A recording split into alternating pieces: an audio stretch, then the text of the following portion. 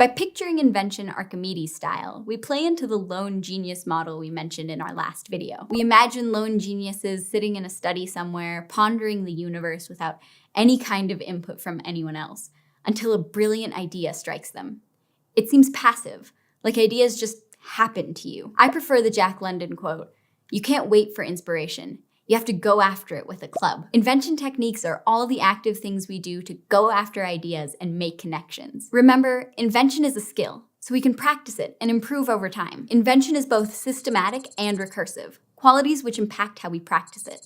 It's less complicated than it sounds. Systematic simply means here that we can figure out specific steps that will, pretty reliably, generate a few good ideas. Recursive refers to things that repeat over and over.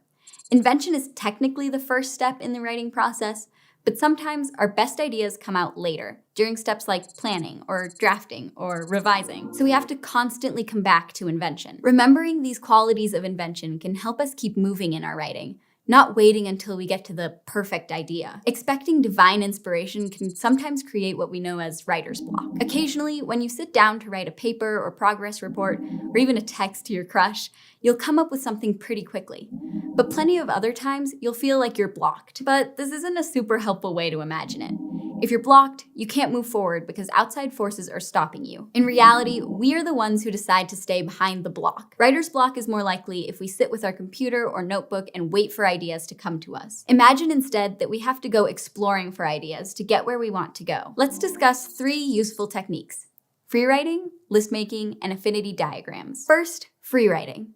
Free writing is a strategy popularized by English professor and philosopher Peter Elbow. He wanted writers to be able to get started on projects without getting stuck on worries about the final draft or fears that it wouldn't come out perfectly the first time. The idea of free writing is pretty simple. Take a blank page or a new computer document and put your topic, issue, or question at the top. Don't worry about expressing it perfectly. Just jot down the core thing that you're supposed to write about. Then give yourself a time limit, say 3 minutes, and write without stopping for that whole time. I mean it when I say without stopping. This means you can write things like, "I sure love chocolate," as long as you keep writing and trying to get back to your topic. This nonstop writing might sound silly, but it gets you to let go of all of your judgments about your writing and just do the thing. Even if you don't have a eureka moment during free writing, you can sometimes use 1 or 2 useful things you've written. Sometimes your free write won't result in any concrete ideas, but the questions it raises can help you see what you need to reread or what resources you need to look up in order to know what to do next. You aren't doing it wrong if the first round doesn't give much that you can immediately use.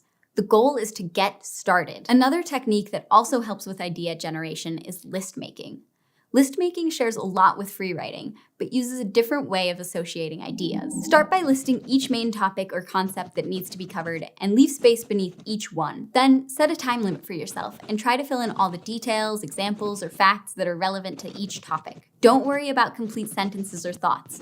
Just write ideas as fast as you can, until the time runs out or you can't think of anything else. This technique gives you more ideas than you can use. Having a whole list of ideas lets you pick the best ones, not just the first ideas you come up with. Making lists also lets our brains do something called associative thinking, which is coming up with the next stepping stone of thought based on what we were originally thinking about. We do this with shopping lists. You might think of the eggs and the milk that you're out of, and that makes you remember that you have to make brownies this week, and so you add fudge to the list.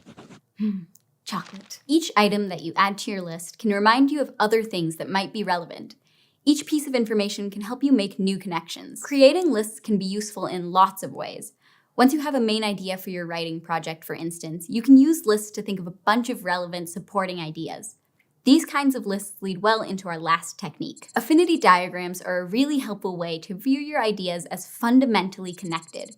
It's even more associative thinking. Affinity diagrams can be done on a paper or chalkboard, but a nice way to work with them is to use sticky notes. Write your core ideas on individual notes, then give yourself a target number of other details and concepts, or a target time to brainstorm ideas.